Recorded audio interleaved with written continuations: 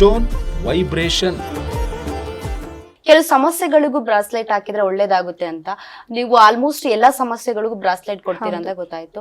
So ಈಗ ಮಕ್ಕಳಾಗ್ದಿದ್ದಕ್ಕಾಗಿರ್ಬೋದು ಅಥವಾ rings ಮಾಡೋದಕ್ಕಾಗಿರ್ಬೋದು ಯಾವ್ದಕ್ಕೆ ಯಾವ್ದು ಹಾಕಿದ್ರೆ ಒಳ್ಳೇದಾಗುತ್ತೆ ಅನ್ನುವಂಥದ್ದು. ಈಗ ಮಕ್ಕಳಾಗ್ದಲೇ ಇರೋರಿಗೆ ಯಾವ ಬ್ರಾಸ್ಲೆಟ್ ಹಾಕಿದ್ರೆ ಒಳ್ಳೇದಾಗುತ್ತೆ ಅನ್ನುವಂಥದ್ದು. ನೋಡಿ, ಮಕ್ಕಳಾಗದೇ ಇರೋರಿಗೆ ತುಂಬ ಪಾಪ ತುಂಬ ವರ್ಷದಿಂದ ಮಕ್ಕಳಾಗಿರಲ್ಲ, ದೇವಸ್ಥಾನ ದೇವರು ತುಂಬ ಕಡೆ ಸುತ್ತಿರ್ತಾರೆ, ಹೋಮ ಹವನಗಳು ಎಲ್ಲ ಮಾಡಿಸಿರ್ತಾರೆ. ಮತ್ತು ಇವಾಗ PCOD ಪ್ರಾಬ್ಲಮ್ ಅಂತ ಹೇಳ್ತೀವಿ, ಅತಿ ಚಿಕ್ಕ ವಯಸ್ಸಿಗೆ ಈ ಒಂದು ಪ್ರಾಬ್ಲಮಿಂದ ತುಂಬ ಈ ಜನ್ರೇಷನಲ್ಲಿ ಮಕ್ಕಳಾಗೋದು ಲೇಟ್ ಆಗ್ತಿದೆ. ಮತ್ತು ವೆಯ್ಟ್ ಲಾಸ್ ಆಗೋದು, ವೆಯ್ಟ್ ಗೇನ್ ಆಗೋದು ಈಗಿದ್ದಾಗ ಮಕ್ಕಳಾಗಲ್ಲ. ಅಂಥವ್ರಿಗೆ ಹಸ್ಬೆಂಡ್ ಆ್ಯಂಡ್ ವೈಫ್ ಇಬ್ಬರು ಹಾಕ್ಕೊಳ್ಬೇಕಾಗತ್ತೆ. ಆ ಇಬ್ರಿಗೂ ಕೂಡ ಈ 2 ಬ್ರೇಸ್ಲೆಟ್ನ ಕೊಡ್ತೀನಿ. ಕೆಲವೊಂದು ಸ್ಟೋನ್ ಕೂಡ ಕೊಡ್ತೀನಿ ಅವರಿಗೆ. ಅದನ್ನು ಅವ್ರ ಬೆಡ್ರೂಮಲ್ಲಿ ಪ್ಲೇಸ್ ಮಾಡಬೇಕಾಗತ್ತೆ. ಅವ್ರ ಬೆಡ್ರೂಮಲ್ಲಿ 3 ಸ್ಟೋನು, ಯಾಕಂದರೆ ನಾನು ಏನು ಹೇಳಿದೆ ನೋಡಿ, ಆವಾಗಲೇ ಹೇಳಿದೆ, ಕಲ್ಲು ಅಂತ ನಾವು ಕೊಡೋವಂಥ ಒಂದು ಕಲ್ಲು, ಸ್ಟೋನ್ ಅಂದರೆ ಕಲ್ಲೇ. ಆ ಸ್ಟೋನನ್ನು ಇಟ್ಕೊಂಡಾಗ ಅದ್ರ ಪಾಸಿಟಿವು ಎನರ್ಜಿ ನಮಗೆ ಬರ್ತಾ ಇರುತ್ತೆ. ಒಂದು ರೂಮಲ್ಲಿ ಇಟ್ಟಾಗ ಆ ರೂಮ್ ಪೂರ್ತಿ ಅದರ ಎನರ್ಜಿ ಪಾಸ್ ಆಗ್ತಾ ಇರುತ್ತೆ. ಯಾಕಂದರೆ ನಾವು ದೇವಸ್ಥಾನಕ್ಕೆ ಹೋಗಿದ ತಕ್ಷಣ ಹೇಗೆ ಫೀಲ್ ಆಗ್ತೀವೋ ಅದೇ ರೀತಿ ನಮ್ಮ ಸ್ಟೋನ್ ಕೂಡ. ಸೊ ಒಂದು 3 ಥರ ಸ್ಟೋನ್ ಕೊಟ್ಟು ಈ 2 ಬ್ರೇಸ್ಲೆಟ್ನ ಕೊಡ್ತೀನಿ. ಇದು ಹಾಕ್ಕೊಂಡಾಗ, ಇದು ಲೇಡೀಸ್ಗೆ, ಇದು ಜೆಂಟ್ಸ್ಗೆ, ಇದನ್ನು ಹಾಕ್ಕೊಂಡಾಗ ಖಂಡಿತ ಅವರು PCOD ಪ್ರಾಬ್ಲಮಿಂದ ಕಂಪ್ಲೀಟ್ ಹೊರಗಡೆ ಬಂದು ಖಂಡಿತ ಅವ್ರಿಗೆ ಮಕ್ಕಳಾಗತ್ತೆ. ಅವರು ಎಲ್ಲೆಲ್ಲಿ ಹೋಗಲಿ, ಅಥವಾ ಕೆಲವೊಂದು ಕಡೆ IVF IVI ಎಲ್ಲ ಮಾಡಿಸ್ಕೊಂಡು ಅದು ಕೂಡ ಲಾಸ್ ಆಗಿರೋದಿದೆ, ಅಂಥವ್ರಿಗೂ ಕೂಡ ಈ ಒಂದು ಬ್ರೇಸ್ಲೆಟ್ ವರ್ಕ್ ಆಗುತ್ತೆ. ಓಕೆ, ಈಗ ಮನೇಲಿ ತುಂಬಾ ಜಾಸ್ತಿ ಕುಡಿತಾರೆ, ಡ್ರಿಂಕ್ಸ್ ಮಾಡ್ತಾರೆ, ಮತ್ತೆ ಸಿಗರೇಟ್ ಸೇರ್ತಾ ಇರ್ತಾರೆ, ಅವರು ಟ್ಯಾಬ್ಲೆಟ್ಸ್ ಎಲ್ಲ ಕೊಡ್ತಾ ಇರ್ತಾರೆ ಮನೆಯವರಿಗೆ, ಅವ್ರಿಗೆ ಸಮೇತ ಬ್ರಾಸ್ಲೆಟ್ ಕೊಡ್ತೀರಾ ನೀವು? ನೋಡಿ, ಎಲ್ಲರ ಮನೇಲೂ ಡ್ರಿಂಕ್ಸಿಗೆ ಇದು ಬ್ರೇಸ್ಲೆಟ್ ಹಾಕ್ಕೊಳ್ಳಿ ಅಂದರೆ ಯಾರೂ ಹಾಕ್ಕೊಳ್ಳಲ್ಲ. ಯಾಕಂದರೆ ಪಾಪ ಮನೆ ಹೆಂಗಸರು ಕದ್ದು ಮುಚ್ಚಿ ನಮ್ಮ ಹತ್ರ ತೊಗೊಂಡೋಗಿರ್ತಾರೆ. ಅವ್ರ ಕೈಗೆ ಹಾಕ್ಕೊಳಕ್ಕೆ ಆಗಿಲ್ಲ ಅಂತಂದರೆ ಅವ್ರು ಮಲಗೋ ಪ್ಲೇಸಲ್ಲೋ, ಅವ್ರು ಓಡಾಡೋ ಜಾಗದಲ್ಲೋ, ಅವರ ಶರ್ಟಲ್ಲಿ ಇಲ್ಲ ದಿಂಬು ಕೆಳಗಡೆ ಎಲ್ಲ ಒಂದು ಕಡೆ ಇಡ್ತಾರೆ. ಈಗಿನ ಜನ್ರೇಷನಲ್ಲಿ ಏನಾಗಿದೆ ಅಂತಂದರೆ ಡ್ರಗ್ಸ್ ಅಡಿಕ್ಟ್ ಆಗಿರ್ಬೋದು, ಆಲ್ಕೋಹಾಲ್ ಆಗಿರ್ಬೋದು, ಸಿಗರೇಟು, ಈ ಥರದಕ್ಕೆ ಬಹಳಷ್ಟು ಸಣ್ಣ ಮಕ್ಕಳೇ ಅಡಿಕ್ಟ್ ಆಗಿರ್ತಾರೆ. ಅಂದರೆ ಕಾಲೇಜ್ ಮಕ್ಕಳಾಗಿರ್ಬೋದು, ಅದಕ್ಕೂ ಮೀರಿ ಕೆಲ್ಸಕ್ಕೆ ಹೋಗೋರು, ಸಣ್ಣ ಸಣ್ಣ ಮಕ್ಕಳು. ಹಾಗಾಗಿ ಈ ಒಂದು ಪ್ರಾಬ್ಲಮ್ಮು ತುಂಬಾ ನಮಗೆ ಬರ್ತಾಯಿದೆ, ಈ ಕೇಸಸ್ ಜಾಸ್ತಿ ಬರ್ತಾಯಿದೆ. ಸೊ ಇಂಥವ್ರಿಗೆ ನಾವು ಅದ್ರ ಪ್ರಕಾರ ಬ್ರೇಸ್ಲೆಟ್ನ ಕೊಡ್ತೀವಿ. ನಾರ್ಮಲಾಗಿ ಅವ್ರು ಇಷ್ಟಪಟ್ಟು ಬ್ರೇಸ್ಲೆಟ್ ಹಾಕ್ಕೊಂಡ್ರೆ ಪರವಾಗಿಲ್ಲ. ಇಲ್ಲ ಅಂದರೆ ಅವ್ರ ಮನೆಯವ್ರಿಗೆ ಸಂಬಂಧಪಟ್ಟಿದ್ದದು, ಅದು ಯಾವ ರೀತಿ ಅವ್ರ ಮನೇಲಿ ಪ್ಲೇಸ್ ಮಾಡ್ತಾರೆ, ಇಡ್ತಾರೆ, ಅದು ಅವ್ರಿಗೆ ಬಿಟ್ಟಿದ್ದು. ಹಾಗಾಗಿ ಅದರ ಒಂದು ಸ್ಟೋನ್ ಕೂಡ ಕೊಡ್ತೀವಿ. ಅದನ್ನು ಎಲ್ಲ ಒಂದು ಕಡೆ ಅವ್ರ ರೂಮಲ್ಲಿ ಪ್ಲೇಸ್ ಮಾಡಿದಾಗ, ಅವ್ರ ಬೆಡ್ ಮೇಲೆ ಪ್ಲೇಸ್ ಮಾಡಿದಾಗ ಅದ್ರ ಪಾಸಿಟಿವ್ ಜಾಸ್ತಿ ಇರುತ್ತೆ. ಕೈಗೂ ಹಾಕ್ಕೊಳ್ಬೋದು, ಅವರ ರೂಮಲ್ಲಿ ಕೂಡ ಅದನ್ನು ಪ್ಲೇಸ್ ಮಾಡ್ಬೋದು. ಇದರಿಂದ ಖಂಡಿತ ಇದಕ್ಕೆ ಇರ್ತಾರೆ ಆಲ್ಕೋಹಾಲು, ಡ್ರಗ್ಸು ಮತ್ತು ಸಿಗರೇಟು, ಇದರಿಂದ ಕಂಪ್ಲೀಟ್ ಹೊರಗಡೆ ಬರ್ತಾರೆ. ಸಣ್ಣ ಮಕ್ಕಳಾಗಿರ್ಬೋದು, ದೊಡ್ಡವರಾಗಿರ್ಬೋದು, ಕಮ್ಮಿ ಮಾಡ್ತಾ ಮಾಡ್ತಾ ಮಾಡ್ತಾ ಕಂಪ್ಲೀಟ್ ಹೊರಗಡೆ ಬರ್ತಾರೆ. ಓಕೆ, ಈಗಿನ ಜನರೇಷನ್ ಅಲ್ಲಿ ಮಕ್ಳಿಗೆ ಏನಂತ ಹೇಳಿದ್ರೆ ವಿದ್ಯಾಭ್ಯಾಸ ರಾತ್ರಿ ಕಲ್ತಿದ್ದು ಬೆಳಗ್ಗೆ ಹೊತ್ತಿಗೆ ಎಕ್ಸಾಮ್ ಬರೆಯೋತ್ತಿಗೆ ಮರ್ತೋಗಿರುತ್ತೆ ಅನ್ನೋ ಅಂತವರಿಗೆ ಅದಕ್ಕೂ ಬ್ರಾಸ್ಲೆಟ್ ಏನಾದ್ರು ಇದೆಯಾ ಅನ್ನುವಂಥದ್ದು. ನೋಡಿ, ಎಜುಕೇಷನ್ ಮಕ್ಕಳಿಗೆ ಇವಾಗ ಎಕ್ಸಾಮ್ ಸ್ಟಾರ್ಟ್ ಆಗ್ತಿದ್ದಂಗೆ ನಮ್ಮಲ್ಲಿ ತುಂಬ ಬೇಡಿಕೆ ಇರೋದೇ ಎಜುಕೇಷನ್ ಬ್ರೇಸ್ಲೆಟ್. ಈ ಎಜುಕೇಷನ್ ಬ್ರೇಸ್ಲೆಟ್ನ ಏನು ಮಾಡ್ತಾರೆ ಅಂತಂದರೆ ತೊಗೊಂಡೋಗಿ ಮಕ್ಳಿಗೆ ಕೊಡ್ತಾರೆ. ಮಕ್ಕಳು ಹಾಸ್ಟೆಲಲ್ಲಿ ಬಿಟ್ಟಿರ್ತಾರೆ, ಅಲ್ಲಿ ಕೊಡ್ತಾರೆ. ಕೆಲವೊಂದು ಕಡೆ ಈ ಬ್ರೇಸ್ಲೆಟ್ನ ಮಕ್ಕಳಿಗೆ ಹಾಕೊಳಕ್ಕೆ ಬಿಡಲ್ಲ, ಸ್ಕೂಲಲ್ಲಿ ರೆಸ್ಟ್ರಿಕ್ಷನ್ ಇರುತ್ತೆ. ಅಂಥವ್ರಿಗೆ ಏನು ಮಾಡ್ತೀವಿ, ಇದರ ಒಂದು ಸ್ಟೋನನ್ನೇ ಕೊಡ್ತೀವಿ. ಜಸ್ಟ್ ಅವ್ರ ಟೇಬಲ್ ಮೇಲೆ ಇಟ್ಟು ಆ ಮಕ್ಕಳು ಓದೋ ಜಾಗದಲ್ಲಿ ಇಟ್ಕೊಂಡಾಗ ಅದು ಸಿಕ್ಕಾಪಟ್ಟೆ ಪಾಸಿಟಿವ್. ಹೇಗೆ ಅಂತ ಅಂದರೆ ನೋಡಿ, ಆ ಮಕ್ಕಳ ಜೊತೆ ಒಂದು ಅರ್ಧ ಗಂಟೆ ಅವ್ರ ಪೇರೆಂಟ್ಸ್ ಕೂತ್ಕೊಂಡಾಗ ಪೇರೆಂಟ್ಸ್ಗೂ ಓದಬೇಕು ಅನಿಸುತ್ತೆ, ಅವರು ಕಲಿಬೇಕು ಅನಿಸುತ್ತೆ. 1 ದಿನ 2 ದಿನ ಬಂದು ಆ ಜಾಗದಲ್ಲಿ ಕೂತ್ಕೊಳ್ತಾರೆ ಮಕ್ಕಳ ಜೊತೆ. ಆಟೋಮೆಟಿಕ್ಕಾಗಿ 3ನೇ ದಿನ ತಾನಾಗೆ ಹೋಗಿ ಮಕ್ಕಳ ಜೊತೆ ಕೂತ್ಕೊಂಡು ಅವ್ರ ಪಾಡ್ಗೆ ಅವ್ರು ಓದ್ತಾ ಇದ್ರು, ಅವ್ರು ನೋಡ್ತಾ ಇರ್ತಾರೆ. ಆ ಒಂದು ಜ್ಞಾನ ತಾಯಿ ಮಕ್ಕಳಿಗೆ ಇಬ್ಬರಿಗೂ ಬಂದ್ಬಿಡುತ್ತೆ. ಆ ಮಕ್ಕಳಿಗೆ ಯಾರು ಗೈಡ್ ಮಾಡ್ತಿರ್ತಾರೆ, ಹೇಳ್ಕೊಡ್ತಿರ್ತಾರೆ ಪೇರೆಂಟ್ಸು, ಅವ್ರಿಗೂ ಕೂಡ ಅದು ಎಳೀತಾ ಇರುತ್ತೆ. ಅದೇ ರೀತಿ ಅದರ ಒಂದು ಸ್ಟೋನ್ ಏನಿದೆ ಅದು ಕೂಡ ಅಲ್ಲಿ ಪ್ಲೇಸ್ ಮಾಡಿದಾಗ 1 ದಿನ 2 ದಿನ ಮಕ್ಕಳು ಆಟ ಮಾಡ್ಬೋದು ಅಷ್ಟೇ. ಕಂಟಿನ್ಯೂ ಕರ್ಕೊಂಡೋಗಿ ಒಂದು ಅರ್ಧ ಗಂಟೆ ಕೂಡಿಸ್ತಾ ಇದ್ರೆ 1 ವಾರ ಆದಮೇಲೆ ತಾನಾಗೆ ಮಕ್ಕಳು ಹೋಗಿ ಕುತ್ಕೊಂಡು ಓದಕ್ಕೆ ಸ್ಟಾರ್ಟ್ ಮಾಡ್ತಾರೆ. ಮತ್ತು ಏಕಾಗ್ರತೆ ಏನಿದೆ, ಮೆಮೊರಿ ಪವರು ಜೊತೆಗೆ ಏಕಾಗ್ರತೆ ಬೇಕು. ಮಕ್ಕಳೇನಾದರೂ ಓದಿದ್ದು ಕ್ಲೀನಾಗಿ ತೊಗೊಂಡೋಗಿ ಅಲ್ಲಿ ಬರೀಬೇಕು ಅಂತಂದರೆ ಅವ್ರಿಗೆ ಕಾನ್ಸಂಟ್ರೇಷನ್ ಬೇಕು. ಆ ಓದೋದಕ್ಕೆ ಅದರಲ್ಲೇ ಅವರು ಮುಳುಗಿರಬೇಕು, ನಾವೇನು ಓದ್ತಿದ್ದೀವಿ ಅಂತ. ಆ ಏಕಾಗ್ರತೆ ಮತ್ತು ನೆನಪಿನ ಶಕ್ತಿ ಕೊಡೋವಂಥದ್ದೇ ಈ ಎಜುಕೇಷನ್ ಬ್ರೇಸ್ಲೆಟು ಮತ್ತು ಸ್ಟೋನು. ಅದನ್ನು ಯೂಸ್ ಮಾಡಿದಾಗ ಖಂಡಿತ ನಿಮ್ಮ ಮಕ್ಕಳು ಅವರು 40% ತೆಗಿಯೋರು 80%, ಅಲ್ಲಿರೋರು 90ಇಂದ 100%ವರೆಗೂ ಆಗಿರೋದುಂಟು, ತೆಗ್ದಿರೋದುಂಟು. ಖಂಡಿತ 1000% ರಿಸಲ್ಟ್ ಇದೆ. ಓಕೆ, ಈಗ ಮಕ್ಕಳಿಗೆ ಅದೃಷ್ಟ ಬರ್ಬೇಕಂತ ಹೇಳಿದ್ರು ಅದೇ ಬ್ರಾಸ್ಲೆಟ್ ಯೂಸ್ ಮಾಡಬೇಕಾ? ಮಕ್ಳಿಗೆ ಅದೃಷ್ಟ ಏನ್ ಬರ್ಬೇಕು? ಈಗ ಮಕ್ಕಳಿಂದ ಪೇರೆಂಟ್ಸ್ಗೆ ಅದೃಷ್ಟ ಬರ್ಬೇಕು. ಅಲ್ಲ, ಮಕ್ಳಿಗೆ ಏನಾದ್ರು ಈಗ ಕ್ಲಾಸಲ್ಲಿ ಫಸ್ಟ್ ಬರ್ಬೇಕು, ಈ ತರ ಏನಾದ್ರು ಮಕ್ಳಿಗೆ ಅದೃಷ್ಟ ಏನಾದ್ರು?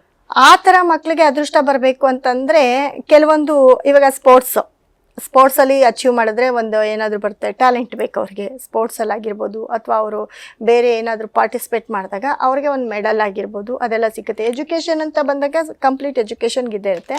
ಆವಾಗ ನಾವು ಈ ರಾಹುಗೆ ಸಂಬಂಧಪಟ್ಟಿರೋದು, ಕೇತುಗೆ ಸಂಬಂಧಪಟ್ಟಿರೋದು ಇಂಥ ಸ್ಟೋನ್ಗಳನ್ನ ಕೊಡ್ತೀವಿ. ಅದನ್ನು ಮಕ್ಕಳಿಗೆ ಆಲ್ಮೋಸ್ಟು ಬಿಡೋದಿಲ್ಲ ಸ್ಕೂಲಲ್ಲಿ, ಬಟ್ ಆ ಸ್ಟೋನನ್ನು ಅವರ ಬೆಡ್ರೂಮಲ್ಲಿ ಅವ್ರ ಮನೇಲಿ ಇಟ್ಟಾಗ ಅದರಲ್ಲೂ ಆ ದಶಗಳೇನಾದರೂ ನಡೀತಿದ್ರೆ ಖಂಡಿತವಾಗ್ಲೂ ಅವರು ಸ್ಪೋರ್ಟ್ಸಲ್ಲಿ ಅಚೀವ್ ಮಾಡ್ತಾರೆ. ಅದಕ್ಕೆ ನಾವು ಪ್ರವೋಪಾಗಿ ಆ ಒಂದು ಸ್ಟೋನನ್ನು ಕೊಡ್ತೀವಿ ಅವ್ರ ಜಾತಕ ನೋಡಿದಾಗ. ಅದರಿಂದ ಅವರು ತುಂಬ ಶೈನ್ ಆಗ್ತಾರೆ. ಕೆಲವರು ಮಾಟ ಮಂತ್ರಕ್ಕೆಲ್ಲ ಎದುರ್ಕೊಂಡಿರುತ್ತೆ, ಅವರಿಗೂ ಸಮೇತ ಇದೆಯಾ ಈ ಬ್ರಾಸ್ಲೆಟ್? ನೋಡಿ, ಎಲ್ಲರೂ ಮಾಟ ಮಂತ್ರ ನನಗೆ ಬ್ಲ್ಯಾಕ್ ಮ್ಯಾಜಿಕ್ ಆಗಿದೆ ಅಂತ ಬರೋರು ಜಾಸ್ತಿ ಜನ ಇರ್ತಾರೆ. ಹೌದು, ನಿಮ್ಗಾಗಿಲ್ಲ, ನಿಮ್ಮ ಜಾತಕ ಇರೋದೇ ಹೀಗೆ ಅಂತಂದರೆ ಕೆಲವರು ನಂಬಲ್ಲ, ಬಿಲೀವ್ ಮಾಡಲ್ಲ. ಯಾಕಂದರೆ ಜನಗಳು ಅದರಲ್ಲೇ ಅಡಿಕ್ಟ್ ಆಗಿಬಿಟ್ಟಿದ್ದಾರೆ. ಇವಾಗ ಏನಾಗುತ್ತೆ, ನಾವು ನಮ್ಮ ಗ್ರಹಗಳು ಚೆನ್ನಾಗಿಲ್ಲ, ನಮ್ಮ ಟೈಮ್ ಚೆನ್ನಾಗಿಲ್ಲ, ನಾವೆಲ್ಲೋ ಒಂದು ಕಡೆ ಬಿದ್ವಿ ಎದ್ವಿ ಏನೋ ಒಂದು ಆಗುತ್ತೆ. ಆದರೆ ಅದಕ್ಕೆ ಜನ ಇನ್ನೊಂದು ಪದ ಏನು ಹುಡುಕ್ತಾರೆ ಅಂತಂದರೆ, ಯಾರೋ ನಮಗೆ ಬ್ಲ್ಯಾಕ್ ಮ್ಯಾಜಿಕ್ ಮಾಡಿದ್ದಾರೆ, ನಾವು ಇಲ್ಲೆಲ್ಲೋ ಬಿದ್ವಿ, ಹೀಗೇನೋ ಆಗ್ತಾ ಇದೆ ಅನ್ನೋದು ಥಿಂಕ್ ಮಾಡೋಕ್ಕೆ ಸ್ಟಾರ್ಟ್ ಮಾಡ್ತಾರೆ. ಇಲ್ಲ ಅಕ್ಕಪಕ್ಕದ ಮನೆಯವರು ಸ್ವಲ್ಪ ಏನಾದರೂ ಗಲಾಟೆ ಮಾಡ್ಕೊಂಡಿದ್ರೆ ಅವರೇ ಇರ್ಬೋದು, ಅದಕ್ಕೆ ಅವ್ರ ಮನೆ ಮುಂದೆ ಬಿದ್ದೆ. ರಿಲೇಷನಲ್ಲಿ ಏನಾದರೂ ಸ್ವಲ್ಪ ಕಾಂಟ್ರವರ್ಸಿ ಆಗಿದ್ದರೆ ಅವ್ರಿಗೆ ನನ್ನ ಕಂಡ್ರೆ ಆಗೋದಿಲ್ಲ, ನಮ್ಮ ಸಕ್ಸಸ್ ನೋಡಲ್ಲ, ಅದಕ್ಕೆ ಅವ್ರೇನೋ ಮಾಡಿಸಿದ್ದಾರೆ. ಈ ಒಂದು ತಲೆಯಲ್ಲಿ ಹಿಂಗಿದ್ದಾಗ ಅದನ್ನು ಈಚೆ ತೆಗೆದಾಕೋಕ್ಕೆ ಕಷ್ಟ ಆಗುತ್ತೆ. ಬಟ್ ನಮ್ಮ ಪ್ರಕಾರ ಏನಾಗಿರುತ್ತೆ, ಅಲ್ಲೇನೋ ಒಂದು ದೃಷ್ಟಿ ಆಗಿರುತ್ತೆ, ಅಥವಾ ಅವ್ರ ಜಾತಕದಲ್ಲಿ ರಾಹು ಕೇತುಗಳೇನಾದರೂ ಕೆಟ್ಟಿದ್ದಾಗ ಈ ಥರ ಆಗೋದು ಸಹಜ. ಆವಾಗ ಏನು ಮಾಡ್ತೀವಿ, ಅದಕ್ಕೆ ಅಂತಲೇ ಕೆಲವೊಂದು ಬ್ರೇಸ್ಲೆಟ್ನ ಕೊಡ್ತಾ ಹೋಗ್ತೀವಿ. ದೃಷ್ಟಿಗೆ ಮೇಯ್ನು, ತುಂಬ ದೃಷ್ಟಿಗೆ, ಮತ್ತು ಅವ್ರ ಮನೆಗೆ ಯಾವುದೇ ದೃಷ್ಟಿ ಆಗದಿರೋದಕ್ಕೆ, ಯಾವುದೇ ಕೆಡುಕು ಅವ್ರ ಮನೆಗೆ ಸಂಭವಿಸಬಾರ್ದು ಅಂತ ಕೆಲವೊಂದು ಸ್ಟೋನನ್ನು ಮನೇಲಿ ಇಟ್ಕೊಳ್ಳೋಕ್ಕೆ ಕೊಡ್ತೀವಿ. ಕೆಲವೊಂದು ಬ್ರೇಸ್ಲೆಟ್ನ ಅವ್ರಿಗೆ ಕೈಗೆ ಹಾಕೊಳ್ಳೋಕೆ ಕೊಡ್ತೀವಿ. ಇದನ್ನು ಹಾಕ್ಕೊಂಡಾಗ ಎಲ್ಲ ಒಂದು ಕಡೆ ಅವರು ಈ ಫೀಲಿಂಗಿಂದ ಹೊರಗಡೆ ಬರ್ತಾರೆ ಅಷ್ಟೇ. ಆ ಫೀಲಿಂಗಿಂದ ಹೊರಗಡೆ ಬಂದಿದ ತಕ್ಷಣ ಅವ್ರಿಗವರು ತುಂಬ ಚೆನ್ನಾಗಿ ಆಗ್ತಾರೆ. ಮ್ಯಾಮ್, ಈಗ ಹೆಲ್ತ್ ಸಮಸ್ಯೆ ಇರೋರಿಗೆ ಅವರಿಗೂ ಬ್ರಾಸ್ಲೆಟ್ ಇದೆಯಾ? ಆಮೇಲೆ ಬಿಸ್ನೆಸ್ ಮ್ಯಾನ್ಸ್ ಆಗಿರ್ಬೋದು, ಅವರಿಗೂ ಸಮೇತ ನಿಮ್ಮಲ್ಲಿ ಬ್ರಾಸ್ಲೆಟಿಗೆ ಆ ಒಂದು ಸಮಸ್ಯೆಗೆ ಸಮೇತ ಬ್ರಾಸ್ಲೆಟ್ ಇದೆ ಅಂತ? ಹೌದು, ಹೆಲ್ತ್ಗೆ ಸಂಬಂಧಪಟ್ಟಂಗೆ ಕೈಗೆ ಹಾಕೊಳ್ಳೋದಕ್ಕೇನೆ ಹೆಲ್ತ್ ಬ್ರೇಸ್ಲೆಟ್ ಕೊಡ್ತೀನಿ. ಆ ಹೆಲ್ತ್ ಬ್ರೇಸ್ಲೆಟ್ ಅಂತ ಅಂದಾಗ ಅದು 24 ಅವರ್ಸು ಅವರ ಬಾಡಿ ಮೇಲೆ ಇರಬೇಕಾಗತ್ತೆ, ಬಾಡಿಯಲ್ಲಿ ಟಚ್ ಆಗಬೇಕಾಗತ್ತೆ. ಜೊತೆಗೆ ತುಂಬ ಇವಾಗ ನೋಡಿ, ನಾವೆಲ್ಲ ನಿದ್ದೆ ಮಾಡೋದು ಕಮ್ಮಿ, ತುಂಬ ಕೆಲಸನೇ ಜಾಸ್ತಿ ಮಾಡ್ತಾ ಇರ್ತೀವಿ. ಅಂದರೆ ನೋಡಿ, ಇವಾಗ ಬೆಳಗ್ಗೆಯಿಂದ ನಮ್ಮ ಆಫೀಸ್ ಆಗಿರ್ಬೋದು, ನಮ್ಮ ಚಾನೆಲ್ಸ್ ಆಗಿರ್ಬೋದು, ನಾರ್ಮಲಾಗಿ ನಮ್ಮ ಶೆಡ್ಯೂಲ್ ನಾನು ಹೇಳ್ಕೊಳ್ತಾ ಇದ್ದೀನಿ. ಈ ರೀತಿ ತುಂಬ ಜನಕ್ಕೆ ನಿದ್ದೆ ಮಾಡೋಕ್ಕೆ ಟೈಮ್ ಕಮ್ಮಿ ಇರುತ್ತೆ. ಅಂಥವ್ರು ಏನಾಗ್ತಾರೆ, ತಿರ್ಗಾ ಬೆಳಗ್ಗೆ ಎದ್ದಿದ ತಕ್ಷಣ ಶೆಡ್ಯೂಲು ಅವ್ರದ್ದು ನಾರ್ಮಲ್ಲು ಕೆಲಸ ಸ್ಟಾರ್ಟ್ ಆಗಿಬಿಡುತ್ತೆ. ಒಂದು 6 ಗಂಟೆಗೆ ಸ್ಟಾರ್ಟ್ ಆಗುತ್ತೆ ಅಂತಂದರೆ ಅವ್ರು 5ವರೆಗೆ ಪ್ರಿಪೇರ್ ಆಗಬೇಕು. ಇದನ್ನು ಈ ಶೂಟಿಂಗಿಗೆಲ್ಲ ಯಾರು ಹೋಗ್ತಾರೆ, ಮೀಡಿಯಾ ವರ್ಕಲ್ಲಿ ಯಾರು ಇರ್ತಾರೆ, ಇಂಥವ್ರಿಗೆ ಸೆಲೆಬ್ರಿಟಿಗಳಿಗೆಲ್ಲ ನಿದ್ದೆ ಕಮ್ಮಿ ಪಾಪ ಅವ್ರಿಗೆಲ್ಲ. ಆವಾಗ ಏನಾಗುತ್ತೆ, ಎಲ್ರಿಗೂ ಅಷ್ಟೇ, ತುಂಬ ಹಾರ್ಡ್ ವರ್ಕ್ ಮಾಡೋರಿಗೆಲ್ಲರಿಗೂ ಇದು ಇದ್ದೇ ಇರುತ್ತೆ. ಆ ಶೆಡ್ಯೂಲ್ ಚೇಂಜ್ ಆಗುತ್ತೆ. ಅಂಥವ್ರಿಗೆ ಏನಾಗುತ್ತೆ, ಎನರ್ಜಿ ಕಮ್ಮಿ ಆಗಿಬಿಡುತ್ತೆ. ಅಂಥವ್ರಿಗೆ ಎನರ್ಜಿ ಕಮ್ಮಿ ಆಗದಿರೋ ಇರೋದಕ್ಕೆ ಯಾವಾಗಲೂ ನಾರ್ಮಲ್ ಆಗಿರುತ್ತೆ. ನಿದ್ದೆ 1 ಅವರ್ ಕಮ್ಮಿ ಆದರೂ ಪರವಾಗಿಲ್ಲ, ಅದನ್ನು ಬ್ಯಾಲೆನ್ಸ್ ಮಾಡೋದಕ್ಕೆ ಈ ಒಂದು ಬ್ರೇಸ್ಲೆಟ್ನ ಕೊಡ್ತೀನಿ. ಇದೇನಪ್ಪ ಅಂತಂದರೆ, ಇದು ಯಾವಾಗಲೂ ತುಂಬ ಎನರ್ಜಿಯಾಗಿಟ್ಟಿರ್ತಾರೆ. ನಾವು 1 ಅವರ್ ನಿದ್ದೆ ಮಾಡಲಿ, 2 ಅವರ್ ನಿದ್ದೆ ಮಾಡಲಿ, ಮತ್ತು ರೊಟೀನು ಬೆಳಗ್ಗೆಗೆ ಹಾಗೆ ಆ್ಯಕ್ಟಿವ್ ಆಗಿರ್ತೀವಿ, ಹಾಗೇ ಮಾತಾಡ್ತಾ ಇರ್ತೀವಿ, ನಮ್ಮ ಕೆಲಸ ಕಾರ್ಯ ಹಾಗೇ ಚುರುಕಾಗಿ ಮಾಡ್ತಾ ಇರ್ತೀವಿ. ಇವಾಗ ಒಂದು ಮಿಷನ್ನು ಕೆಲಸ ಮಾಡ್ತಾನೆ ಇರುತ್ತೆ, ಎಲ್ಲ ಒಂದು ಕಡೆ ರೆಸ್ಟ್ ಹಿಡಿದ ತಕ್ಷಣ ಸ್ಲೋ ಆಗ್ತಾ ಬರುತ್ತೆ, ಅದಕ್ಕೆ ಆಯಿಲ್ ಹಾಕಬೇಕು. ಹಾಗೆ ಈ ಒಂದು ಬ್ರೇಸ್ಲೆಟ್ನ ಹಾಕ್ಕೊಂಡಾಗ ಎನರ್ಜಿಟಿಕ್ ಆಗಿರ್ತೀವಿ. ಮತ್ತು ಹೆಲ್ತ್ ಅಪ್ಸೆಟ್ ಅಂತ ಬಂದಾಗ ಎಲ್ಲ ಥರ ಕಾಯಿಲೆಗೆ, ಅಂದರೆ ಥೈರಾಯ್ಡು, BP, ಶುಗರು, ಬ್ಲಡ್, ನರಗಳ ಒಂದು ಸಮಸ್ಯೆ ಇರುತ್ತೆ, ಅದಕ್ಕೆಲ್ಲ ಬೇರೆ ಬೇರೆ ಬ್ರೇಸ್ಲೆಟ್ ಬರುತ್ತೆ. ಆ ಹೆಲ್ತ್ ಬ್ರೇಸ್ಲೆಟ್ನ ಯಾವಾಗಲೂ ಕೈಯಲ್ಲಿ ಹಾಕ್ಕೊಳ್ಬೇಕಾಗುತ್ತೆ. ಅದನ್ನು ಕೈಯಲ್ಲಿ ಹಾಕ್ಕೊಂಡಾಗ ಖಂಡಿತ ಹೆಲ್ತ್ ಕ್ಲಿಯರ್ ಆಗ್ತಾ ಹೋಗುತ್ತೆ. ಕ್ಲಿಯರ್ ಆಗುತ್ತೆ ಅಂದರೆ ಇಲ್ಲವೇ ಇಲ್ಲ ಅಂತ ಅಲ್ಲ. ಇವಾಗ ಶುಗರ್ ಇರೋರು ಟ್ಯಾಬ್ಲೆಟ್ ತೊಗೊಳ್ತಾ ಇರ್ತಾರೆ, ಸ್ವಲ್ಪ ದಿನ ಹೋದರೆ ಇದು ಇಂಜೆಕ್ಷನ್ಗೆ ಹೋಗ್ತಾರೆ. ಇದು ನಮ್ಮದು ಬ್ರೇಸ್ಲೆಟ್ ಹಾಕ್ಕೊಂಡಾಗ ಏನು ಇನ್ಸುಲಿನಿಂದ ಕಮ್ಮಿಯಾಗಿ ಮತ್ತೆ ಟ್ಯಾಬ್ಲೆಟಿಗೆ ಬರ್ತಾರೆ. ಅದು ಎಲ್ಲ ಒಂಚೂರು ಕಮ್ಮಿಯಾಗಿ ಫುಡ್ಡಲ್ಲಿ ಡಯಟ್ ಮಾಡ್ಕೊಳ್ಬೋದು. ಈ ರೀತಿ ಆಗುವಂಥ ಚಾನ್ಸಸ್ಸು ಅತಿ ಹೆಚ್ಚಿರುತ್ತೆ. ಜೊತೆಗೆ ಈ ಎಲ್ಲ ಡಯಟ್ ಮಾಡ್ತಾ ಇದ್ದೀವಿ, ಜಿಮ್ಗೆ ಹೋಗ್ತಾ ಇದ್ದೀವಿ, ಎಕ್ಸಸೈಸ್ ಮಾಡ್ತಾ ಇದ್ದೀವಿ, ಸಣ್ಣ ಮಾತ್ರ ಆಗ್ತಾ ಇಲ್ಲ. ಇದು ಎಲ್ಲರ ಒಂದು ಪ್ರಶ್ನೆ. ಸೊ ಆ ಸಣ್ಣ ಆಗೋದಕ್ಕೆ, ನಮ್ಮ ಬಾಡಿಯನ್ನು ಕರಗಿಸೋದಕ್ಕೆ ನೀವೇನು ಜಿಮ್ಗೆ ಹೋಗ್ತೀರಾ, ವಾಕಿಂಗ್ ಮಾಡ್ತೀರಾ, ಅದರ ಜೊತೆಗೆ ನಾನೊಂದು ಬ್ರೇಸ್ಲೆಟ್ ಕೊಡ್ತೀನಿ. ಆ ಒಂದು ಬ್ರೇಸ್ಲೆಟ್ನ ಹಾಕ್ಕೊಂಡ್ರೆ ಖಂಡಿತ ಬಾಡಿ ವೆಯ್ಟು ಕಮ್ಮಿ ಆಗ್ತಾ ಬರುತ್ತೆ. ಇದನ್ನು ಹಾಕ್ಕೊಂಡಿದ್ದು 1 ತಿಂಗಳಲ್ಲೇ ನಿಮಗೆ ಖಂಡಿತ ರಿಸಲ್ಟ್ ಸಿಕ್ಕತ್ತೆ. ಓಕೆ, ಬಿಸ್ನೆಸ್ ಅಲ್ಲಿ ಲಾಸ್ ಆಗ್ತಾರೆ ಅವರಿಗೆ. ಆಲ್ಮೋಸ್ಟ್ ಬಿಸ್ನೆಸ್ ಅಂತ ಬಂದಾಗ ನಮ್ಮಲ್ಲಿ ಒಂದು 2-3 ಟಾಪ್ ಬ್ರೇಸ್ಲೆಟ್ ಇದೆ. ಅದರ ಒಂದು ಡಾಲರ್ ಇರ್ಬೋದು, ರಿಂಗ್ ಇರ್ಬೋದು, ಬ್ರೇಸ್ಲೆಟ್ ಇರ್ಬೋದು. ಇದನ್ನು ಈ ಕುಬೇರ ಬ್ರೇಸ್ಲೆಟ್ ಅಂತ ಕೊಡ್ತೀವಿ. ಅಂದರೆ ಕುಬೇರ ಅಂದ್ರೇ ಗೊತ್ತಲ್ವ, ತುಂಬ ನೇಮು, ಫೇಮು, ದುಡ್ಡು. ಕುಬೇರ ಅಂದರೆ ಎಲ್ಲನೂ ಇರುತ್ತೆ ಅವನ ಹತ್ರ. ನಗೋದು, ಅಳೋದು, ಎಂಜಾಯ್ಮೆಂಟು, ದುಡ್ಡು ಸಂಪಾದನೆ ಮಾಡೋದು ಇವೆಲ್ಲವೂ ಇರುತ್ತೆ. ಸೊ ಈ ಒಂದು ಬ್ರೇಸ್ಲೆಟ್ನ ಹಾಕ್ಕೊಂಡಾಗ ನೀವು ಎಂಥ ಬಿಸ್ನೆಸ್ಸು, ನೀವು ಎಂಥವ್ರ ಹತ್ರ ಹೋದ್ರೂ ನಿಮ್ಮ ಬಿಸ್ನೆಸ್ ಡೀಲ್ ಏನಿರುತ್ತೆ 80% ನೀವು ಓಕೆ ಮಾಡ್ಕೊಂಡು ಬರ್ತೀರಾ. ನೀವು ಒಂದು ಕ್ಲೈಂಟ್ ಹತ್ರ ಮಾತಾಡ್ತೀರಾ, ಅವ್ರು ನಿಮಗೆ ಅಡಿಕ್ಟ್ ಆಗ್ತಾರೆ. 80 ಎಲ್ಲ 90% ಓಕೆ ಮಾಡ್ಕೊಂಡು ಬರ್ತೀರಾ. ಅಥವಾ ನೀವೆಲ್ಲೋ ಒಂದು ಫೋನಲ್ಲಿ ಮಾತಾಡ್ತಿರ್ತೀರಾ, ನಿಮ್ಗೆ ಈ ಕೆಲಸ ಆಗಬೇಕು, ಅದು ಕೂಡ ಅವರು ಒಂದು ಸತಿ ಮಾತಾಡಿದಾಗ ಒಂದು ಸತಿ ಅವ್ರು ಓಕೆ ಕೊಟ್ಟಿಲ್ಲ ಅಂದರೆ ನೆಕ್ಸ್ಟ್ ಟೈಮ್ ಅವರೇ ಹುಡುಕೊಂಡು ನಿಮಗೆ ಫೋನ್ ಮಾಡ್ತಾರೆ. ಅಂದರೆ ನಾವೇನು ಆಕರ್ಷಣೆ ಮಾಡ್ತೀವಿ, ನಮ್ಮ ಕೆಲಸ ಕಾರ್ಯದಲ್ಲಿ ನಾವೇನು ಆಕರ್ಷಿತರಾಗ್ತೀವಿ, ಆ ಒಂದು ಪವರ್ ಇರೋದು ಈ ಒಂದು ಬ್ರೇಸ್ಲೆಟ್ಗೆ. ಈ ಬ್ರೇಸ್ಲೆಟ್ ಹಾಕ್ಕೊಂಡಾಗ ಅದು ನಮಗೆ ಪಾಸಿಟಿವ್ ಆಗ್ತಾ ಇರುತ್ತೆ. ಯಾರ ಹತ್ರ ಮಾತಾಡಿದ್ರು ಅವರು ಓಕೆ ಕೊಡ್ತಾ ಇರ್ತಾರೆ. ನಮ್ಮ ಕೆಲಸ ಕಾರ್ಯದ ಬಗ್ಗೆ ಒಂದು ಮೀಟಿಂಗ್ ಹೋಗಲಿ, ನಮ್ಮದೇ ಆಗಿರುತ್ತೆ, ಒಂದು ಕ್ಲೈಂಟ್ ಅಟೆಂಡ್ ಮಾಡಲಿ, 80% 90% ನಮ್ಮ ಕೆಲಸ ಓಕೆ ಆಗಿಬಿಡುತ್ತೆ. ಅಥವಾ ನಾವೆಲ್ಲೋ ಒಂದು ಬ್ಯಾಂಕ್ ಲೋನ್ಗೆ ಹೋಗ್ತೀವಿ, ಆಗೋದೇ ಇಲ್ಲ, ಒಂದು ಮ್ಯಾನೇಜರ್ ಹತ್ರ ಮಾತಾಡ್ತೀವಿ, ಅಲ್ಲೂ ಅಷ್ಟೇ ಈ ಬ್ರೇಸ್ಲೆಟ್ ಹಾಕ್ಕೊಂಡಾಗ 80 to 90% ನಮ್ಮ ಕೆಲಸ ಓಕೆ ಆಗಿಬಿಡುತ್ತೆ. ಮತ್ತು ನಮಗೆ ತುಂಬ ಒಳ್ಳೊಳ್ಳೆ ಥಾಟ್ಸ್ ಬರುತ್ತೆ. ಹಾಗಾಗಿ ಈ ಒಂದು ಬ್ರೇಸ್ಲೆಟ್ ಇದು ಸೀಕ್ರೆಟ್ ಬ್ರೇಸ್ಲೆಟ್ ಅಂತಲೂ ಹೇಳ್ಬೋದು. ಅಂದರೆ ನಮ್ಮ ಒಂದು ಸೀಕ್ರೆಟ್ ಏನಿರುತ್ತೆ ಅದು ಇದರಲ್ಲಿರುತ್ತೆ. ನಾವು ಹಾಕ್ಕೊಳ್ತಾ ಅದು ಪಾಸಿಟಿವ್ ಆಗ್ತಾ ಇರುತ್ತೆ.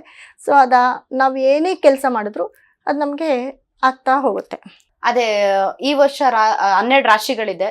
ರಾಜ್ಯ ಯೋಗ ಯಾವ ರಾಶಿಗಿದೆ ಅನ್ನುವಂಥದ್ದು ಈ ವರ್ಷಕ್ಕೆಲ್ಲ ತಿಂಗಳಿಗೆಲ್ಲ, ಯಾಕಂದ್ರೆ ಬದಲಾಗ್ತಾ ಇರುತ್ತೆ. ಹಾಗಾಗಿ ವರ್ಷ ಪೂರ್ತಿ ಹೇಳಿದಾಗ ಡೇಟ್ಸ್ ಹೇಳ್ಬೋದು, ರಾಶಿ ಮೇಲೆ ಹೇಳಿದಾಗ ಕಷ್ಟ ಆಗುತ್ತೆ. ಯಾಕಂದರೆ ಇವಾಗ ನೋಡಿ 3 ತಿಂಗಳಾದ್ಮೇಲೆ ಏನೇನೆಲ್ಲ ಪರಿಣಾಮ ಆಯಿತು. ಯುದ್ಧ ಆಯಿತು, ಮತ್ತು ತುಂಬ ಆಕ್ಸಿಡೆಂಟ್ಗಳು, ಬೆಂಕಿ ಅವಘಡಗಳೆಲ್ಲ ಆಯಿತು, ತುಂಬ VIPs ಎಲ್ಲ ಡೆತ್ ಆದರು, ಹೀಗೆ. ಬಟ್ ನನ್ನ ಪ್ರಕಾರ ನಂಬರ್ ಅಂತ ಬಂದಾಗ ಈ ವರ್ಷಕ್ಕೆ ನ್ಯೂಮರಾಲಜಿ ಪ್ರಕಾರ 8, 6 ತುಂಬ ಡೇಂಜರ್ ಡೇಟ್ಸು. ಈ ಡೇಟಲ್ಲಿ ಹುಟ್ಟಿರೋರು 6, 15, 24, ಅದೇ ರೀತಿ 8, 17, 28, 8, 9 ಅಲ್ಲ 27, 8, 17, 26 ಈ ಡೇಟಲ್ಲಿ ಹುಟ್ಟಿರೋರಿಗೆ ತುಂಬಾ ಲಾಸ್ ತೋರಿಸುತ್ತೆ ಈ ವರ್ಷ. 6, 15, 24ನೇ ತಾರೀಕಲ್ಲಿ ಹುಟ್ಟಿರೋರಿಗೂ ಈ ವರ್ಷ ಅಂಥ ಸಕ್ಸಸ್ ಇರೋದಿಲ್ಲ. ಮತ್ತು ಈ ಡೇಟ್ಗಳಲ್ಲಿ ಏನು 8 ಮತ್ತು 6, ಇವಾಗ ನೋಡಿ ಯಶ್ ಅವ್ರದ್ದು 8, ಅವರು ಪಾಪ ಅವರ ಸಿನಿಮಾ ರಿಲೀಸ್ ಮಾಡೋಕ್ಕೆ ಮುಂಚೆನೇ ಅವರು ಟೀಸರ್ಗೆ ಎಷ್ಟೊಂದು ಕಾಂಟ್ರವರ್ಸಿ ಆಯಿತು, ಟಾಕ್ಸಿಕ್ ಅಲ್ವಾ. ಅದೇ ರೀತಿ ಇದೆಲ್ಲ ಈ ಕೆಲವೊಂದು ಜನರಿಗೆ ಏನಾಗುತ್ತೆ ಅಂದರೆ ಈ ಥರದವ್ರನ್ನ ನಾವು ಎಕ್ಸಾಂಪಲ್ ಕೊಟ್ಟಾಗ ಅವರಲ್ಲಾಗಿರೋ ಸಣ್ಣ ಮಿಸ್ಟೇಕ್ನವರು ಹೌದು ನಂದು 8 ಡೇಟು, ನನಗೂ ಹೀಗಾಗಿದೆ ಅಂತ ತಿಳ್ಕೊಳ್ತಾರೆ. ಹೀಗೆ ಕೆಲವೊಂದು ಈ ಸಣ್ಣ ಇನ್ಸಿಡೆಂಟ್ಗಳಷ್ಟೇ ಇದೆಲ್ಲ. ಇದನ್ನು ತಗೊಂಡಾಗ ಅವ್ರವ್ರ ಡೇಟ್ ಆಫ್ ಬರ್ತ್ಗೆ ಅವ್ರು ನೋಡ್ಕೊಳ್ಬೇಕಾಗುತ್ತೆ. ಅತಿ ಹೆಚ್ಚು ಆಕ್ಸಿಡೆಂಟ್ ಆಗೋದು ಈ ವರ್ಷದಲ್ಲಿ 8 ಮತ್ತು 6 ಇರೋ ನಂಬರ್ಗಳೇ. 8, 6 ಎಲ್ಲೆಲ್ಲಿ ಲಾಸ್ಟ್ ಎಂಡ್ ಆಗಿರುತ್ತೆ ಆ ನಂಬರ್ ವೆಹಿಕಲ್ಲು ಆಕ್ಸಿಡೆಂಟ್ ಆಗಿರುತ್ತೆ. ಮತ್ತು 8 ಅಂತ ಬಂದಾಗ ಕಬ್ಬಿಣದಿಂದ ಬಹಳಷ್ಟು ತೊಂದರೆಗಳು ಆಲ್ರೆಡಿ ಇವಾಗ ಶುರು ಆಗಿದೆ. ಕಬ್ಬಿಣದಿಂದ ತೊಂದರೆಗಳೆಲ್ಲ ಶುರು ಆಗ್ತಾ ಬರ್ತಾ ಇದೆ. ಕಬ್ಬಿಣದಿಂದ ತೊಂದರೆಗಳಾಗಿರ್ಬೋದು, ಬೆಂಕಿ ಅವಘಡಗಳು ಜಾಸ್ತಿ ಆಗುವಂಥದ್ದು, ಈ ಥರದ್ದೆಲ್ಲ ಆಗ್ತಾ ಇರುತ್ತೆ. ಮತ್ತು 6 ಅಂತ ಬಂದಾಗ ಸಿನಿಮಾ ರಂಗದವ್ರಿಗೆ ತುಂಬ ಸಕ್ಸಸ್ ಕಮ್ಮಿ ಇರುತ್ತೆ. ನನ್ನ ಪ್ರಕಾರ ಈಗ ಬಂದಿರೋ ಅಂತಹ ಯಾವುದೇ ಒಂದು ಕನ್ನಡ ಸಿನಿಮಾಗಳು ಅಂತ ಹಿಟ್ ಆಗ್ತಾ ಇಲ್ಲ ಈ ವರ್ಷದಲ್ಲಿ. ಈ ಥರದ್ದು ತುಂಬ ಎಕ್ಸಾಂಪಲ್ಸ್ ಇದ್ದಾವೆ. ಅಂದ್ರೆ 2025 ಅಲ್ಲ 2026 ಅಲ್ಲಿ 6 ಮತ್ತು 8 ಅನ್ನೋದು ಲಾಸ್ಟ್ ನಂಬರ್ ಆಗಿರುತ್ತೆ. ಈ ಡೇಟ್ಗಳಲ್ಲಿ ಬಹಳ ಬಿಗ್ ಇನ್ಸಿಡೆಂಟ್ಗಳು ಎಲ್ಲೇ ನಡೆದ್ರು ಈ ಡೇಟ್ಗಳಲ್ಲಿ ನಡೆಯುತ್ತೆ. 8, 17, 26, ಅದೇ ರೀತಿ 6, 15, 24 ಈ ತಿಂಗಳಲ್ಲಾಗಿರ್ಬೋದು, 6ನೇ ತಿಂಗಳಲ್ಲಾಗಿರ್ಬೋದು, 6ನೇ ತಾರೀಕಲ್ಲಾಗಿರ್ಬೋದು, 6 ಅನ್ನೋದು ಎಲ್ಲೆಲ್ಲಿ ಪಾಸ್ ಆಗುತ್ತೋ ಅಲ್ಲೆಲ್ಲ ತುಂಬ ಡೇಂಜರಸ್ ಇರುತ್ತೆ. ಅದೇ ರೀತಿ ತುಂಬ ಲಕ್ಕನ್ನು ತಂದುಕೊಡೋದು ಈ ವರ್ಷ ನ್ಯೂಮರಾಲಜಿ ಪ್ರಕಾರ 5 ಮತ್ತು 3 ಅನ್ನೋದು ಹೆವಿ ಸಕ್ಸಸ್ ನಂಬರು ಈ ವರ್ಷ. ತುಂಬ ಜನ 3ನೇ ತಾರೀಕು ಹುಟ್ಟಿರೋರು, ಕೋರ್ಟು ಕೇಸು ಕಂಪ್ಲೇಂಟ್ ಇರೋರಿಗೆಲ್ಲ ಬೇಲ್ ಆಗಿದೆ ಅವ್ರಿಗೆಲ್ಲ. ಈ ಥರ ಒಂದು ಇನ್ಸಿಡೆಂಟ್ಗಳು ಜನವರಿಯಿಂದ ನಡೀತಾ ಬರ್ತಿದೆ. ತುಂಬ ಸಕ್ಸಸ್ ತಂದುಕೊಡುವಂಥದ್ದು ಈ ವರ್ಷಕ್ಕೆ 3 ಮತ್ತು 5 ಅನ್ನೋ ನಂಬರು ಹೆವಿ ಪಾಸಿಟಿವ್. ಮತ್ತು 9 ಕೂಡ ತುಂಬ ಪಾಸಿಟಿವ್ನ ತಂದುಕೊಡುತ್ತೆ. ಈ ರಾಶಿ ಅಂತ ಬಂದಾಗ ತಿಂಗಳು ಗ್ರಹಗಳು ಚೇಂಜ್ ಆಗ್ತಾ ಇರುತ್ತೆ. ಅದರಲ್ಲಿ ಸಿಕ್ಕಾಪಟ್ಟೆ ಪಾಸಿಟಿವ್ ಆಗಿರುವಂಥ ಒಂದು ರಾಶಿ, ರಾಜಯೋಗದ ರಾಶಿ ಅಂದರೆ ವೃಷಭ ರಾಶಿ ಅಂತ ಹೇಳ್ಬೋದು. ವೃಷಭ ರಾಶಿಗೆ ತುಂಬಾ ಚೆನ್ನಾಗಿದೆ. ಜೊತೆಗೆ ಧನಸ್ಸು ರಾಶಿಯವ್ರಿಗೂ ತುಂಬ ಪಾಸಿಟಿವ್ ಈ ವರ್ಷದಲ್ಲಿ ರಾಜಯೋಗ ಅಂತ ಹೇಳ್ಬೋದು. ಅದೇ ರೀತಿ ಕುಂಭರಾಶಿಗೆ ಏನು ಗೊತ್ತಾ, ಈ ಪೂರ್ತಿ ವರ್ಷದಲ್ಲಿ 1 ತಿಂಗಳು ಮಾತ್ರನೇ ಚೆನ್ನಾಗಿರಲಿಲ್ಲ. ಅದು ಲಾಸ್ಟ್ ಮಂತು 12ನೇ ಮನೆಯಲ್ಲಿ ಎಲ್ಲ ಗ್ರಹಗಳಿದ್ದಾಗ ತುಂಬಾ ಕಷ್ಟ ನೋವುಗಳೆಲ್ಲ ಆಗಿದೆ. ಆದರೆ ಈ 11 ತಿಂಗಳು ತುಂಬ ಸಕ್ಸಸ್ ನೋಡೋದೇ ಕುಂಭರಾಶಿಯಾಗಿರುತ್ತೆ. ಅಲ್ಲಿಗೆ ವೃಷಭ ರಾಶಿ, ಧನಸ್ಸು ರಾಶಿ ಮತ್ತು ಕುಂಭರಾಶಿ, ಈ 3 ರಾಶಿನೂ ತುಂಬ ಸಕ್ಸಸ್ ನೋಡುತ್ತೆ ಈ ವರ್ಷ. ಇನ್ನು ಮಿಕ್ಕ ರಾಶಿಗಳೆಲ್ಲ ಅಷ್ಟಕ್ಕಷ್ಟೇ. ಯಾಕಂದರೆ ಮೇಷರಾಶಿ 12ನೇ ಮನೇಲಿ ಶನಿ ಇದ್ದಾನೆ, ಏನಾದರೂ ಒಂದು ಕಳ್ಕೊಳ್ಳೋದು, ಸಾವು ನೋವು ಎಲ್ಲ ನೋಡ್ತಾ ಬರ್ತಿದ್ದಾರೆ ಮೇಷರಾಶಿ. ಅದೇ ರೀತಿ ಮಿಥುನ ರಾಶಿಯವ್ರ ಮನೇಲಿ ಹೆವಿ ಡೈವರ್ಸ್ ಆಗುವಂಥದ್ದು ಈ ವರ್ಷ ಇರುತ್ತೆ. ಡೈವರ್ಸ್ ಆಗೋದು ಮತ್ತು ಬೇರೆ ಕ್ಯಾಸ್ಟ್ ಲವ್ ಮ್ಯಾರೇಜ್ ಆಗೋದು, ಇದೆಲ್ಲ ಮಿಥುನ ರಾಶಿಯವ್ರಿಗಿರುತ್ತೆ. ಕಟಕ ರಾಶಿಯವ್ರಿಗಂತೂ ಕೇಳಲೇಬೇಡಿ. ಯಾಕಂದರೆ 12ನೇ ಮನೆ, ಮಿಥುನದಲ್ಲಿ ಗುರು ಇದ್ದಾನೆ, 12ನೇ ಮನೇಲಿ ಗುರು, ಮತ್ತು ಗುರು ಕಟಕ ರಾಶಿಗೆ ಬರ್ತಾನೆ. ಅವ್ರಿಗಂತೂ ನರಕ ಯಾತನೆ ಕಟಕ ರಾಶಿಯವ್ರಿಗೆ. ಸಿಂಹ ರಾಶಿ ಅಂತೂ 8ನೇ ಮನೇಲಿ ಶನಿ, ತುಂಬ ಕಷ್ಟಪಡ್ತಿರೋದು ಸಿಂಹರಾಶಿಯವರೇ. ಎಲ್ಲ ಕಡೆ ಲಾಕ್ ಆಗ್ತಿರೋದು ಸಿಂಹರಾಶಿಯವ್ರಿಗೆ. ಅವ್ರಿಗಿನ್ನ 1 ವರ್ಷ ಈ ಏಳು ಬೀಳು ತಪ್ಪಿದ್ದಲ್ಲ. ತುಂಬಾ ಟೈಮ್ ಕೆಟ್ಟಿದೆ ಸಿಂಹರಾಶಿಯವ್ರಿಗೆ. ಯಾಕಂದರೆ ಅಷ್ಟಮದಲ್ಲಿ ಶನಿ ಬಂದ, ಅದರಲ್ಲೂ ಇವಾಗ ಸೂರ್ಯ ಶನಿ ಒಟ್ಟಿಗೆ ಇದ್ದಾರೆ.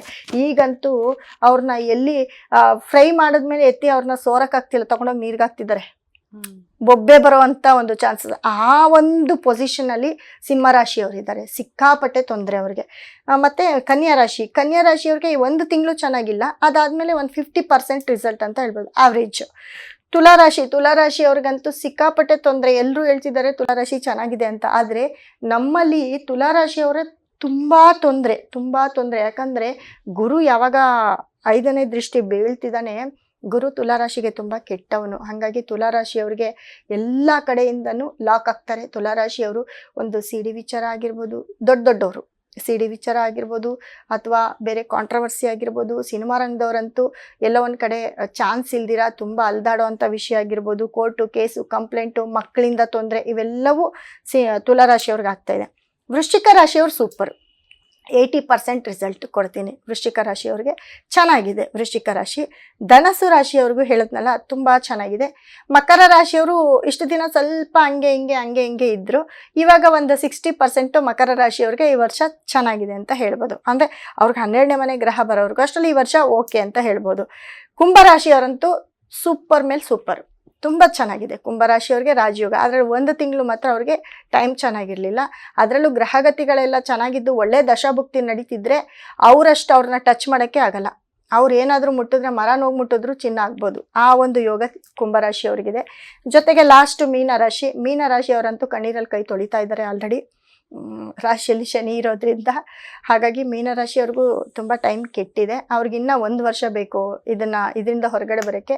ತುಂಬ ಸಫರ್ ಮಾಡ್ತಿರೋದು ಮೀನರಾಶಿಯವರೇ ಆಗಿರ್ತಾರೆ. ಇವೆಲ್ಲದಕ್ಕೂ ಎಷ್ಟೆಷ್ಟು % ಹೇಗಿದೆ ಅನ್ನೋದಲ್ಲ, ಇದಕ್ಕೆ ಪರಿಹಾರ ಮಾಡ್ಕೊಳ್ಬೇಕಾಗತ್ತೆ. ಪರಿಹಾರ ಅಂತಂದರೆ ನಾನು ಎಲ್ಲೂ ದೇವಸ್ಥಾನಕ್ಕೆ ಹೋಗಿ ಇಲ್ಲೋಗಿ ಹೋಮ ಹವನ ಮಾಡಿಸಿ ಅಂತ ಹೇಳಲ್ಲ. ನಿಮ್ಮ ಮನೆ ದೇವ್ರಿಗೆ ನೀವು ಪೂಜೆ ಮಾಡಿ, ನಿಮ್ಮ ಮನೇಲಿರೋ ದೇವ್ರಿಗೆ ನೀವು ಪೂಜೆ ಮಾಡಿ. ಯಾಕಂದರೆ ನೀವು ಮಲಗೋದು ನಿಮ್ಮ ಮನೆಯಲ್ಲಿ, ದಿನ ಬೆಳಗ್ಗೆ ಎದ್ದೊಳೋದು ನಿಮ್ಮ ಮನೆಯಲ್ಲಿ, ನಿಮ್ಮ ಮನೆ ದೇವ್ರಿಗೆ ಪೂಜೆ ಮಾಡೋದು. ಏನೇ ಕೆಲಸ ಆಗಿರ್ಬೋದು, ಪಾಸಿಟಿವ್ ಆಗಿರ್ಬೋದು, ನೆಗೆಟಿವ್ ಆಗಿರ್ಬೋದು, ನೀವು ಬರೋದೇ ನಿಮ್ಮ ಮನೆಯಿಂದ ಹೊರಗಡೆ. ಇಲ್ಲ ಯಾವುದೋ ದೇವಸ್ಥಾನದಲ್ಲಿ ಹೋಗಿ ಮಲಗಿ ಎದ್ದು ನೀವು ಬರೋದಿಲ್ಲ, ಇಲ್ಲ ಎಲ್ಲೋ ದೇವಸ್ಥಾನಕ್ಕೆ ಹೋಗ್ಬಿಟ್ಟು ನೀವು ಯಾವುದೋ ಕೆಲಸಕ್ಕೆ ಹೋಗೋದಿಲ್ಲ. ಹಂಗೆ ಹೋಗ್ತಾರೆ ಕೆಲವರು. ಆದರೆ 24 hours ದೇವಸ್ಥಾನದಲ್ಲಿ ಇರಲ್ಲ. ಆ ದೇವಸ್ಥಾನದಲ್ಲಿ ಇರೋ ದೇವರು ನಿಮ್ಮ ಮನೇಲಿ ಇರ್ತಾರಲ್ವಾ, ಅದನ್ನು ಹೆಚ್ಚಾಗಿ ನೀವು ಬೇಡ್ಕೊಳ್ತಾ ಇರಿ. ಹಾಗಾಗಿ ನಿಮ್ಮ ಮನೆಯನ್ನು ನೀವು ಪಾಸಿಟಿವ್ ಮಾಡ್ಕೊಳ್ಳಿ. ಯಾಕಂದರೆ ನಿಮ್ಮ ಕಷ್ಟ, ನಿಮ್ಮ ಸಾವು, ನಿಮ್ಮ ನೋವು, ನಿಮ್ಮ ದುಃಖ, ನಿಮ್ಮ ಸುಖ ಎಲ್ಲವೂ ಕೂಡ ಏನು ನಾವಿದ್ದೀವಿ, ನಮ್ಮ ಎಲ್ಲವೂ ಕೂಡ ಆಗೋದೇ ನಮ್ಮ ಒಂದು ಮನೆಯಲ್ಲಿ. ನಾವು ಯಾವ ಜಾಗದಲ್ಲಿ ಇರ್ತೀವಿ ಅದೇ ಮನೆಯಲ್ಲಿ ನಮ್ಮ ಸುಖ ದುಃಖ ಎರಡೂ ಇರುತ್ತೆ.